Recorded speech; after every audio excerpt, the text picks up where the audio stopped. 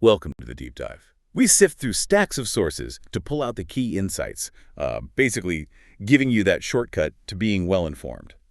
Today, we're digging into a phrase you hear a lot, maybe sometimes thrown around lightly. Not giving a fuck. And, it sounds maybe a bit harsh or dismissive at first. You really can, yeah. But there's actually a much deeper, almost empowering idea behind it. We all feel that constant pressure, right? Caring about social media, the news, what people think. It's exhausting. Totally exhausting. So what if the path to genuine freedom isn't about caring more, but somehow caring less, intentionally? That's exactly it. And let's be super clear up front. This is absolutely not about apathy. It's not about checking out or, ignoring your responsibilities or not caring about people. Right, not being callous. No, not at all. It's more like a very deliberate process. Figuring out what genuinely matters to you deep down and then consciously choosing to let go of the rest. The trivial stuff, the endless chase for validation from others, worrying about things that are fundamentally outside your control. When you get it right, it really is a path to, more freedom, more inner peace. Okay. So our mission today is to unpack that. How do you, listening, actually cultivate that kind of mindset? We've looked at some really sharp thinkers here, especially, Naval Ravikant, the entrepreneur, investor, philosopher on happiness and wealth. His insights are key here. And also David Deutsch, the physicist, whose ideas about knowledge and problem solving may be surprisingly tie now to you too. So consider this your deep dive into a really transformative way of thinking about life. All right, so let's unpack this. If not giving a fuck isn't apathy, how do you even start? How do you decide what not to care about when everything feels like it's shouting for attention? Well, the sources, especially Naval, really hammer this point. Focus on internal metrics, not external ones. Real contentment, genuine happiness. It doesn't come from outside. It's generated from within. Okay. Internal metrics, like what specifically? It's about shifting that question from what can I get to make me happy to something more like what can I shed or let go of to find peace? Naval talks about being happy for no reason, meaning your happiness isn't dependent on, getting that promotion or buying that thing or someone liking your post. Right. It's not conditional. Exactly. It's a choice. Choosing peace. Optimizing for your own sense of freedom rather than constantly playing status games or chasing external approval or, more stuff beyond what you actually need for comfort. So it really starts with self-knowledge then. Yeah. Understanding what genuinely matters to you. Precisely. That's the crucial first step. Identifying your true values. What are your core principles? What do you authentically, deep down care about? The advice is pretty clear. Spend serious time figuring that out because almost everything else is just noise, distraction. And not giving a fuck in this context means actively deciding not to invest your emotional energy in things that just don't align with those core values you've identified. Okay, that makes sense for things we can control. But what about all the external stuff? The things that genuinely do affect us, but we can't really control, like, the economy or global events or even just what other people think or do. Yeah, that's a really important distinction to make. You have to learn to separate what you can control from what you can only be concerned about. Control versus concern. Okay.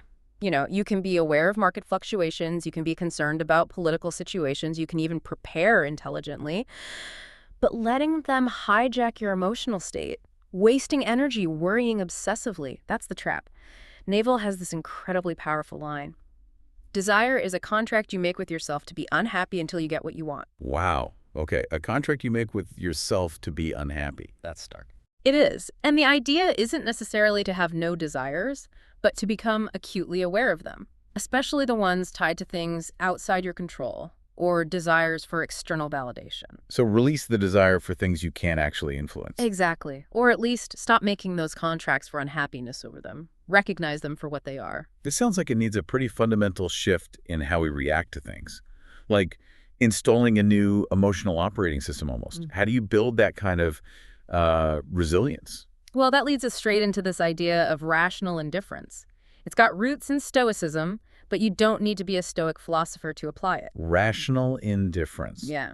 Okay, what does that mean in practice? It means essentially embracing discomfort, acknowledging that life will throw challenges and difficult situations your way. It's inevitable.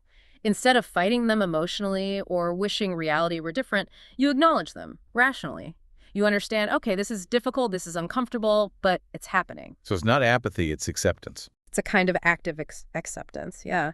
And understanding that often growth actually comes from navigating these difficult patches. So you face them with a certain equanimity. You focus on your response, not on railing against the situation itself. Okay. Now, here's a really tough one for me, and I bet for a lot of people listening.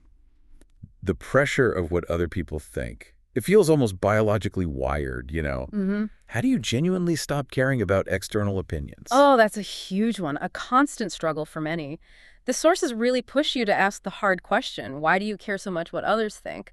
And the somewhat liberating, maybe slightly harsh truth is most people are too wrapped up in their own lives and worries to be thinking that deeply or critically about you or your perceived flaws. Oh, yeah, that's probably true. We're the main character in our own movie, but just an extra in everyone else's. Pretty much. And when you constantly seek that external validation, you're basically handing over your power.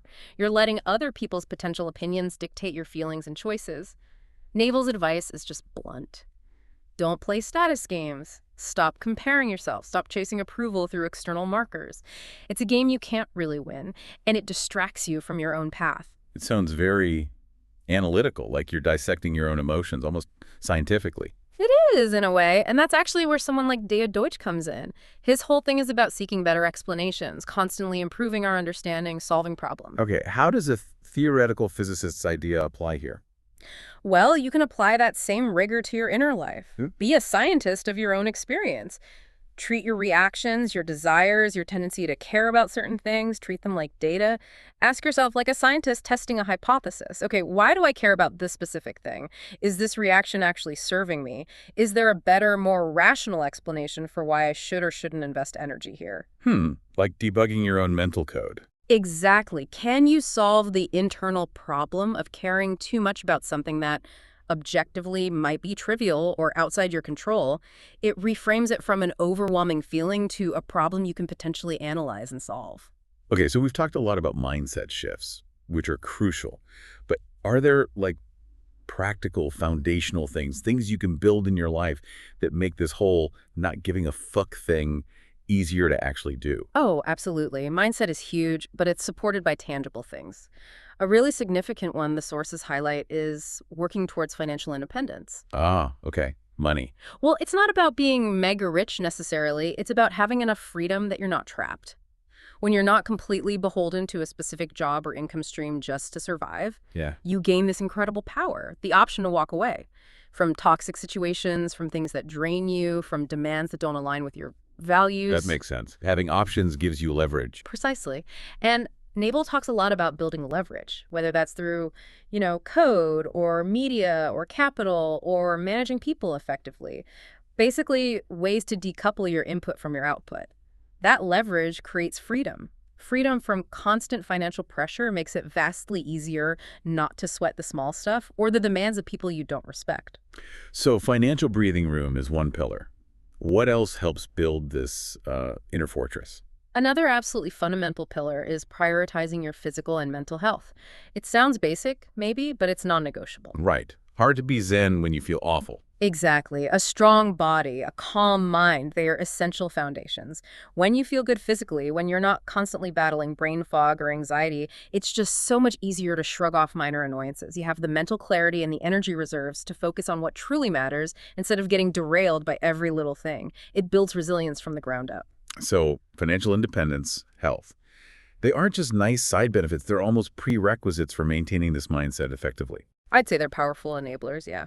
When your basic survival and well-being aren't constantly under threat, you free up so much mental and emotional bandwidth.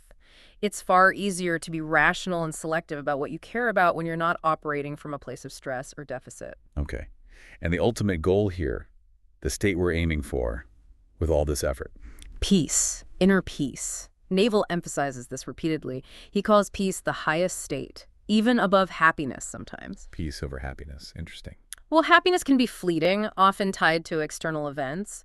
Peace is more like a stable baseline. It's about actively eliminating internal conflict, seeking clarity, consciously reducing those desires that cause turmoil. When you cultivate that deep inner peace, the external stuff, the fucks you could potentially give, they just don't land with the same impact. They lose their power. Your baseline is calm.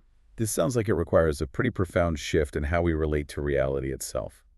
Like accepting things as they are, maybe. That's a huge part of it, yes. A deep acceptance of imperfection and impermanence. Nothing is ever going to be perfect. Everything changes. The sources point out that so much suffering comes from resisting this reality, trying to control every outcome, clinging desperately to some ideal. Right. It's futile. So you accept reality first. You accept reality as it is, the good, the bad, the messy. And only then, from that place of acceptance, do you decide how you can best respond or act, focusing on what's actually within your power. So it really comes back to focusing on what we can influence, like our effort, how we learn, our attitude, and letting go of obsessing over the final result. That's a perfect way to put it. You control the inputs, your work ethic, your willingness to learn, your mindset. You don't fully control the outputs. Outcomes are often probabilistic, influenced by luck, timing, other people, tons of factors. Right. So the advice is, do your best, put in the effort, learn from what happens, the feedback you get, and then let go of that obsessive attachment to a specific result you can't guarantee. Trust the process in a way. Okay, so wrapping this up, what does this all mean for you, the person listening right now? How do you take these big ideas and actually, use them tomorrow? Does it mean you just stop caring if your neighbor's dog digs up your flowers?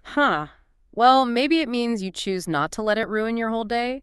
It's ultimately about getting to a place where your emotional well-being isn't constantly getting knocked around by external events or what other people think or do. It's about living more authentically, right? Aligning your actions and your energy with your real values. Cultivating that inner peace that genuinely empowers you. Maybe it means you can walk away from a pointless argument online, or you don't feel crushed if someone criticizes something you did because your self-worth isn't tied up in their opinion. And having that clarity, that inner stability, it frees up so much energy. Energy you can then consciously direct towards things that actually do matter to you. Building things, learning, connecting with people you care about, finding that leverage, creating real freedom. Exactly. So maybe here's a final thought for you to take away and just mull over. Your energy is finite. It absolutely is. So take an honest look. Where are you currently spending that precious limited energy on things that don't truly align with your deepest values? Things that don't contribute to your inner peace? And maybe ask yourself, what's one small, deliberate step you could take even today to reclaim just a little bit of that energy and redirect it towards something that genuinely fosters your calm, your clarity, and your sense of freedom?